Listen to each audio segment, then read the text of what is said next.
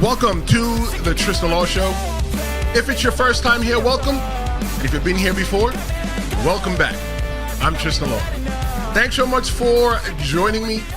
Today's another episode where we're doing a live guest. We're bringing in a live guest for you today.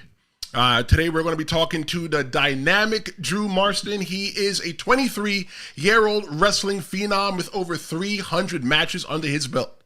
He has faced off against some of the biggest names in pro wrestling like Enzo Amore, Nunzio, and Tommy Dreamer. And let me tell you, he's only getting started.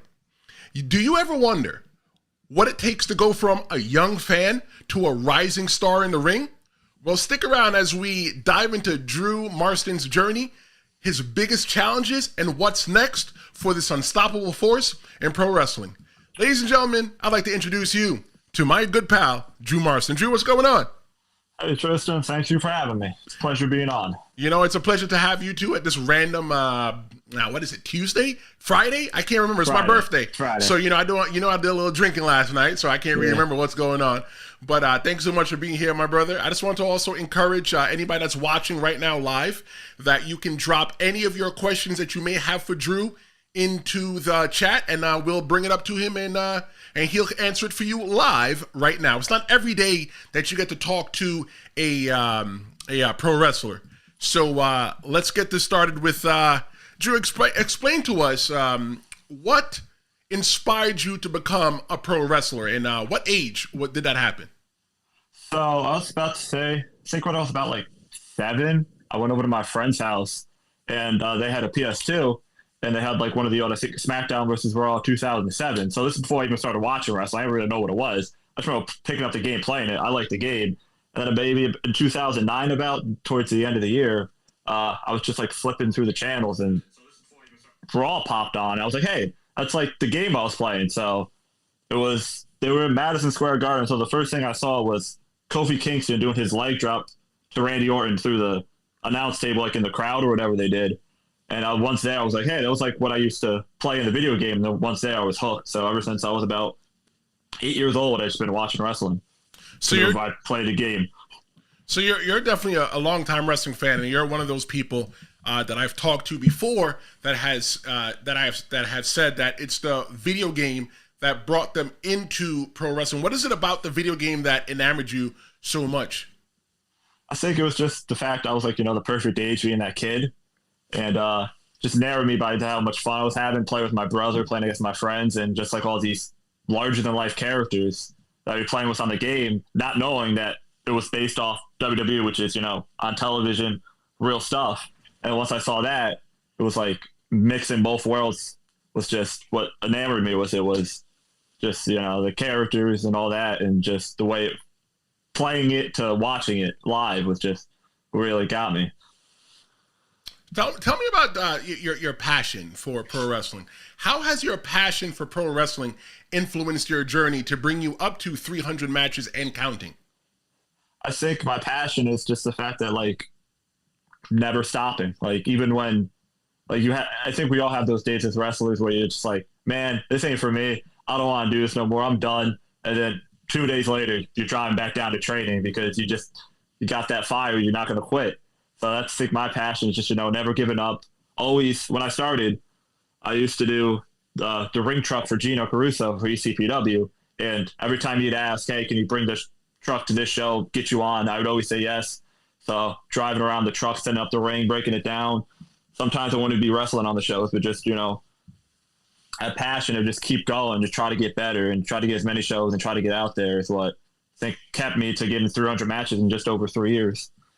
I think one of the things that that is unique for ECPW is if you're new and you don't have any stripes at all, the best way to earn your stripes with Gino Caruso is by doing the ring truck. I have driven the ring truck into the middle of Manhattan. There was a show in the middle of Manhattan, and I drove the ring truck there. Don't ask me where to park a ring truck in Manhattan because I still haven't figured it out. But, a part of my job was taking the truck to Manhattan, and, sometimes it sucks though. And I remember seeing you.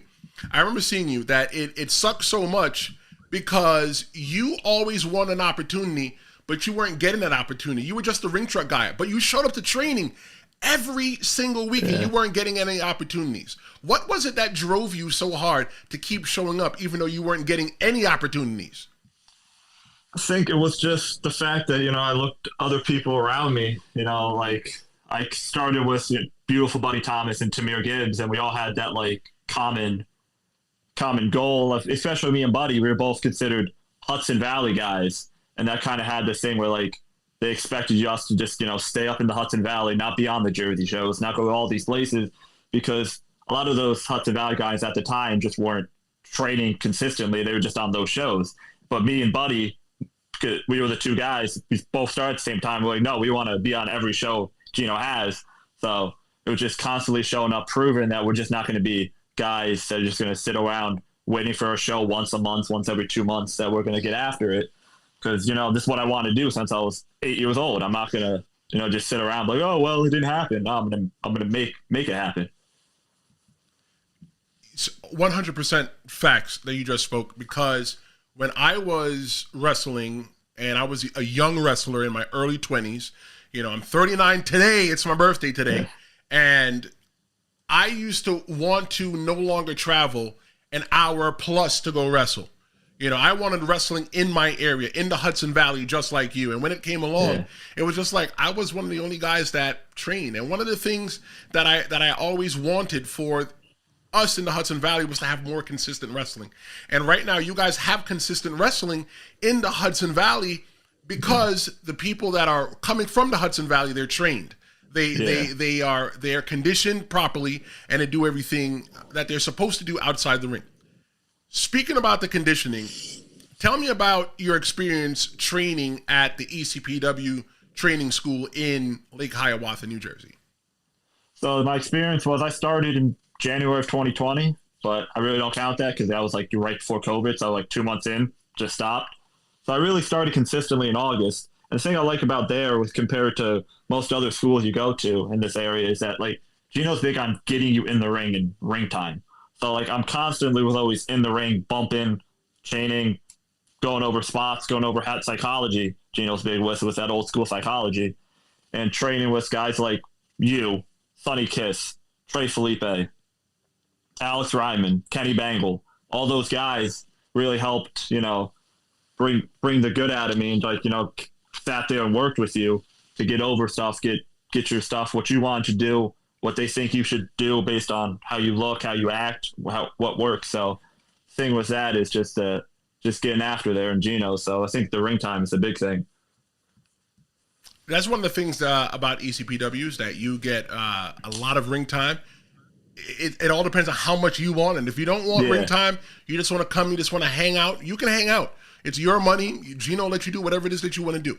But if you want time in the ring, if you want to live in the ring, look, Gino's an old school guy. I'm sure he'll charge you rent if you want to live in the ring. Yeah. And if that's something that you want to do, he'll let you do it. Let's talk about some of the challenges and the rewards you faced during your time in training. Tell us about that. Some of the challenges I had was, I came in a lot small. I'm not the biggest guy now, but I was like a lot smaller. I've always been a small kid, so just trying to get the muscle on, trying to get the whole like character part of it too was like, because when I watched my first matches back, I always could do like the moves pretty decently, but it's just getting like the character and how to work a crowd, getting that done. So that was like the challenge. So yeah, it was just working on my character, working on how I want to, my body and like the spots and the psychology, which Gino's very big with, is getting that old school psychology of making it make sense. So that was a big part of training there. And yeah. So talking about rewards, we did talk about how much time you spent on the ring truck. Yeah. I always, saw you, through the corner of my eye. You were always, working out at the school, trying to look the part, when some people just want to play wrestler. Tell me about that first reward that Gino Caruso gave you for just being the ring truck, when you became more than a ring truck guy. The first one I think really was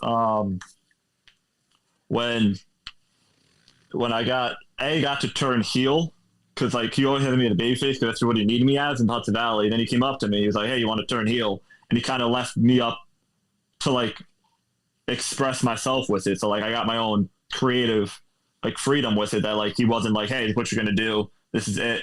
I got to have like, he trusted me to like make it up on my own. And then 6 months later after that, he put I got the shot to wrestle Bulldog Pittman for the Hudson Valley heavyweight title. And then put the title on me. So that was a big reward. And then constantly after that, I was getting put in the ring with the names, like you said, like Tommy Dreamer, Enzo and Nunzio and Bull James and all those guys that he put me in the ring with, was the reward of like, instead of just always working, the same old guys, he was putting me in there with like the big name guys because he trusted me in that spot. That's a huge spot to be put in ECPW, in pro wrestling period, with a promoter trusting you. I was trusted with Jimmy Superfly Snuka. I was trusted with Nikolai Volkov, Tito San. Those are all the guys that I was trusted with, and I knew that I was doing okay if the promoter, even though most of them are not giving you the matches that you want. And for you, you're a little bit luckier because, most of those guys that you're still taught, that you've named, still actively wrestle. Yeah. So for me, I was unlucky. Like when people came to see me and I'm wrestling Jimmy Snuka, it's not who they remembered seeing on the television. But one of the things that I think is big in pro wrestling and in, business period is mentorship. You did mention a couple names before, about people that have mentored you. Tell me about some of your key mentors in pro wrestling and their influence on your style. So I guess I got to start with Alex Ryman, because the joke is that he's my wrestling dad, just because like there three of us, me, Tamir Gibbs, and Buddy Thomas. We were always compared to the generation of ECW before us, which was Kenny Bangle, Alex Ryman, and Sonny Kiss. Were kind of like similar characteristics to how they used to do it back 10 years before we started. So Alex Ryman's a big one. Trey Felipe, when I first started, right after COVID in like 2020, 2021, there was a lot of Tuesdays where for like good hour or two, it'd just be me and him at training. So worked a lot with him. With Sonny Kiss, coming down, being on TV, being at the school training constantly, big on cardio and drills and stuff. So Sonny was a huge mentor to me. And Kenny Bangle too, being able to work with me, and he gave me an opportunity to go down to North Carolina with him, so that was cool. And so those are my two. And obviously Gino goes without saying. If it wasn't for him, none of us would have been here. Better put the guy over. It's his school. Yeah, his school, exactly. His ring. I just want to take a second to remind everybody, if you're enjoying this conversation and want more in-depth interviews with rising wrestling stars, make sure that you hit the subscribe button, because I've got a lot more great content coming for you. Drew, tell me about your most memorable match to date, and why does it stand out for you? So I have two for two different reasons. One was that match I mentioned before with Bulldog Pittman in Highland Mills in 2023 when I won the title, because your first title win in wrestling, you always remember that as like, it's kind of a cool moment, just as like a reward for the working of the promoter season, to be able to, keep putting the belt on you to like represent his brand. So that was cool. And the other one, the second time I wrestled Tommy Dreamer, I wrestled him in Yorktown Heights, New York. And it was right after he won the then Impact Digital Media Championship. And he actually put that belt on the line against me, which was cool. But we didn't get to do as much as I would like to do because we were wrestling outside. It was raining. So kind of had to take a little back for safety. But that was really cool, wrestling for a belt that's, on a national television presence, being his first title defense too. That was really cool. So you mentioned that you were wrestling, people like Tommy Dreamer. You talked about wrestling people like Enzo Amore, Nunzio. What is it like getting in the ring with those people? Because some of the people watching this may never get that opportunity to go into a pro wrestling ring. Explain to them what it's like to get into the ring with people that you've watched on television. It's, I'm not gonna lie to you, first time you do it, like first time we got in there was Tommy Dreamer. He was the first name I went in there with, and it was nerve-wracking because you don't know what to expect, but it's cool because obviously before it lets you know that the promoter has faith in you to put you in there with a guy that he's bringing in, the name. So, but it's cool, and also you get to learn from someone who's been there, who knows how to get there. So like you're able to pick their mind, see how they like the match, see what they think you did right, what you did wrong, how you can work on it, get better, and all that stuff. Because I wrestled Dreamer twice, so the first time he gave me advice, and the second match I did the advice, which was able to show him the growth. So it just get in there with the name is just being able to learn from them, from where they've been, and because I'm trying to get there. The growth is everything, especially someone like Tommy Dreamer in such a very prominent position in TNA, formerly Impact Wrestling. For him to come remember you and see your growth is phenomenal. I never forget the first time the second time that I saw Jimmy Snuka, and he saw me, he goes, "Tristan Law, brother," and I was like, "Oh crap! Like this guy knows my name," and that means that they're paying attention to us. What's some of the lessons or memories that you've learned from Tommy Dreamer or Nunzio, or being in the ring with a veteran? So with Tommy we did a show earlier this year in the American Dream Mall. He just came up to me joking around. He goes, "Hey, why didn't Gino put me in there with you?" Which, that meant a lot, that, he would want to work me again, and says that even if he was just joking around, but just saying that meant a lot. And Nunzio I worked him in, I forgot where it was, somewhere in New York, Hilburn maybe. And we did the whole match. He wasn't really, I don't know, because I don't think he ever saw me work, so he didn't really expect me much, but he was blown away by it, that even at the end of the match, he let me, after he beat me in the match, shook his hand. He told me to low blow him, so I got to leave going up until he put me over in the end, which I thought was really cool. So discuss the creation of and the evolution of Dynamic Drew Marston. Tell me about the persona. Tell me, who is Dynamic Drew Marston? So I originally started out, I was kind of given this rednecky gimmick because they want to put me in a tag team in the Hudson Valley. So I took that and ran with it, And then so at the end of 2022 was when I finally turned heel, and it was actually Matt Lynch, the ring announcer for ECPW, who came up with the Dynamic moniker, which fit me. And so I would say Dynamic Drew Marston is an extension of myself turned up to 11, but it's also like I like to think it as that diva number one wide receiver who always thinks everything should be about him, who's like, why am I not getting the ball? Why am I not getting the title matches? Why am I not in the ring with the stars? I'm the biggest star. That's kind of the whole Dynamic Drew Marston, is that, think of like Terrell Owens, Chad Ochocinco, those type of football players. I think drawing inspiration from not just wrestling, but outside of wrestling, I think it's a big thing too. So I think just basically a guy who thinks he's the biggest star and should be the center of all attention. That's Dynamic Drew Marston. So are you the biggest star? Do you deserve the center of all attention? I think I should, I think I should be the center of attention. The show gets a lot better with me on it. Even the Tristan Law show that you can watch here on YouTube. Exactly. Let's explore your character and the personality. Where do you see it going in the future? So I'm trying to bring a more conspiracy side to it, because I remember I was watching Joe Jericho back in WCW. He kind of had it for a little while. I think it had more legs than he was able to give it, of just whole being held back because there was always a conspiracy against you. Because it was just funny how the way things wrestling turns out. You could flip that story into saying, hey, they don't want me to be the top guy because of X, Y, and Z. The way I lost the title, the match got restarted because I got DQ'd, and that's how I lost the title. So I was able to spin that into a conspiracy against me. I did an angle where I got suspended. I used that to conspiracy against me, even though the guy did the same exact thing as the guy did to me. And so I was think the conspiracy angle I've been taking it in, trying to ramp that up, because I think I have fun with just being able to mess around with that.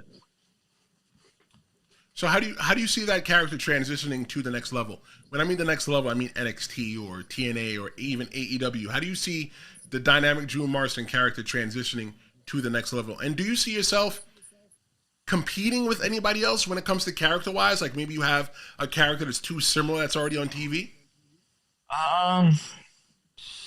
maybe. Trying to think, or like there was guys that like have like the whole like I think Chad Gable, like his character is kind of where I was going a little bit, like being that whole like like me and like because I had an angle with Tamir where I was kind of like bossing around where he was a baby face, I was a heel, and they started doing that on TV, so that was kind of like competition.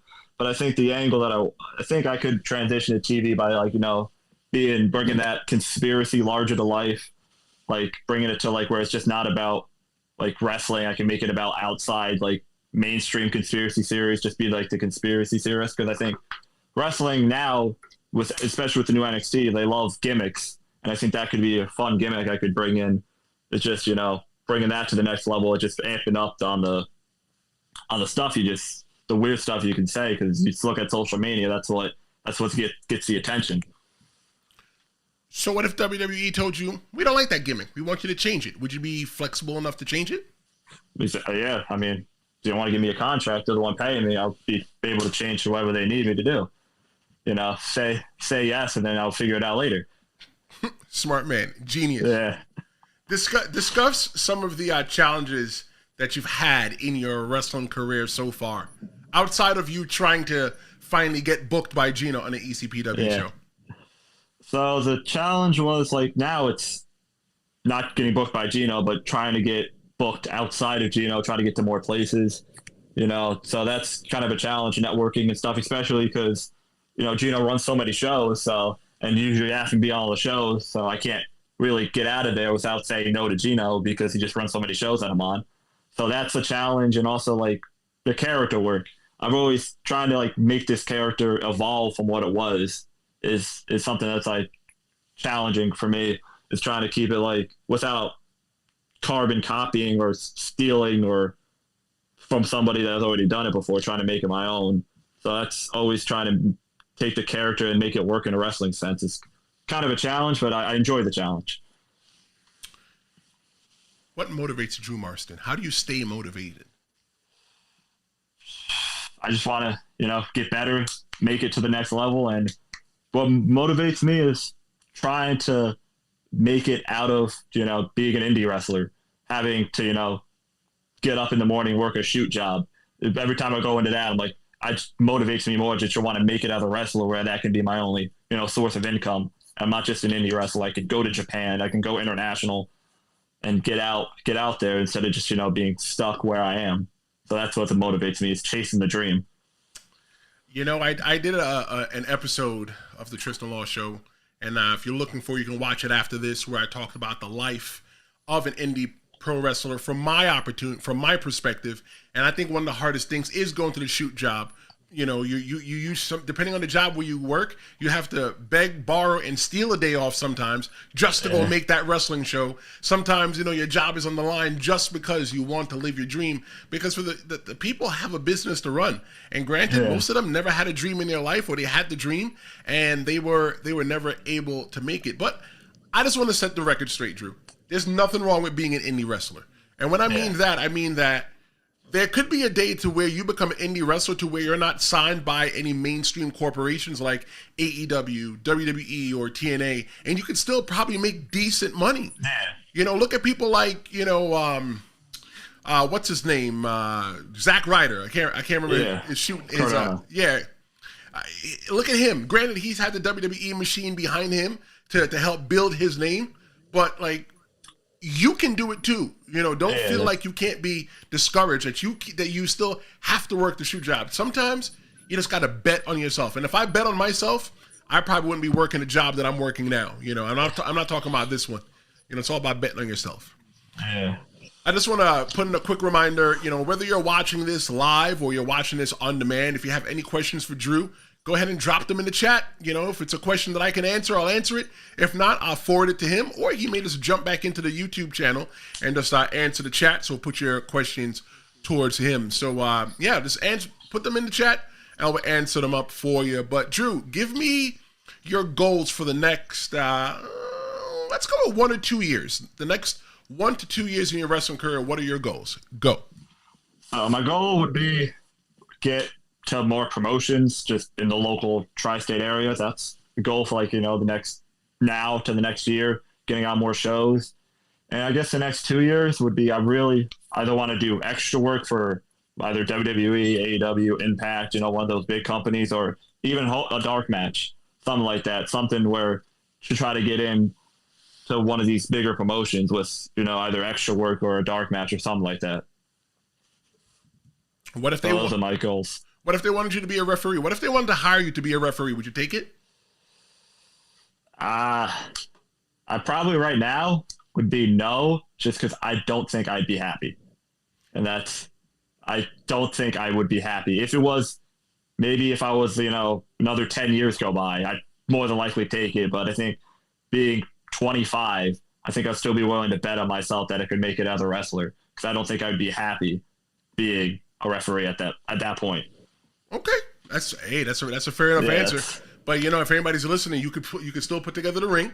In those next couple of years, you'll have a lot of different tools that you'll be able to offer. So you talked about different promotions. Well, you said that you want to get different promotions. Let's call some of them out. What are some of the promotions that you want to work for, and what are some of the opponents that you want to see in the ring?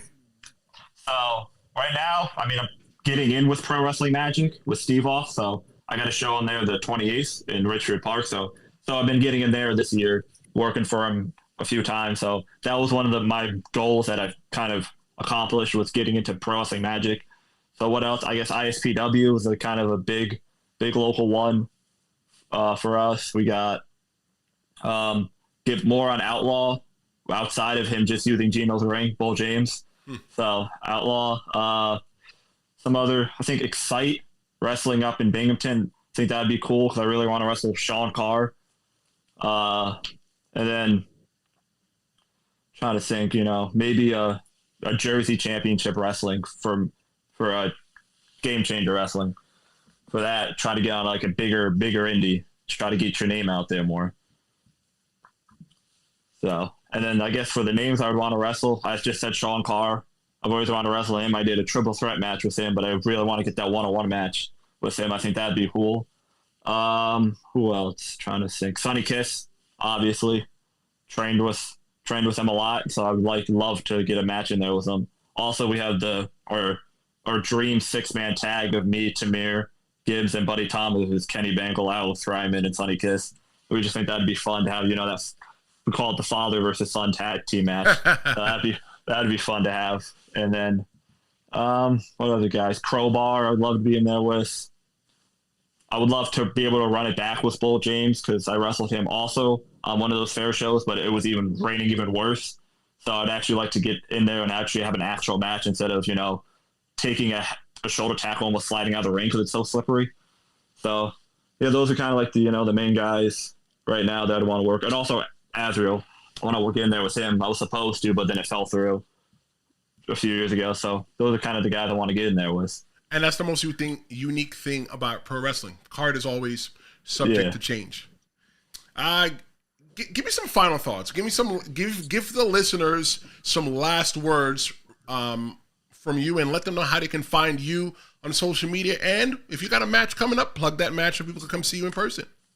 So find me on social media at Drew Marston PW, all lowercase, on Instagram, Facebook, Drew Marston, YouTube, where I always record my matches and post them, because you can't always count on a promotion having your match. So I always bring my phone and my tripod and record it myself.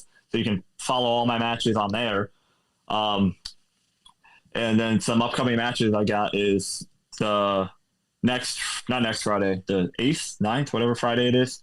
In September, I'm at ECPW at Richfield Park for their TV taping, where I'm wrestling the heavyweight champion, Trey Felipe, which I, set up that match last month. So that's going to be a great match. Pro Wrestling Magic, I'm teaming up to take on Tamir Gibbs and Alex Rivera with a mystery partner. So stay tuned for that. And do you know who the mystery is yet? Yes, I do. Okay, good, because I just want to let you know my boots aren't that far, but keep going. Exactly. And then also on the 28th, got a double shot, Middletown, New York for ECPW in the Zone, formerly the QB Ball. I'm taking on Captain Payne, one of my old rivals who took that Hudson Valley title from me last year, so I haven't forgotten. And also this Sunday I'll be in New Jersey wrestling for USPW on their Cardinal Clash show in Lake Pompton, I think, New Jersey. I can't remember the name off the top of my head. I'm terrible with city names, especially for Jersey. And then we also got Yorktown Heights for ECPW Saturday, Sunday the beginning of next week. So pretty much, if anybody is looking to find you, they can primarily find you at ECPW, and they could also just follow you on social media, and they could find out exactly where you are. Exactly. I always post it up to date. Always my calendar is always changing. Always adding shows to it. Never stopping. And that's one of the coolest things about being a pro wrestler. Drew, I just want to thank you so much for joining me here today on the Tristan Law Show. Don't forget, listeners, watchers, that tomorrow you could tune into the WWE Bash in Berlin pre-show, which starts at 10 a.m. Eastern Time, live right here on YouTube. It's going to be an action-packed event that you don't want to miss.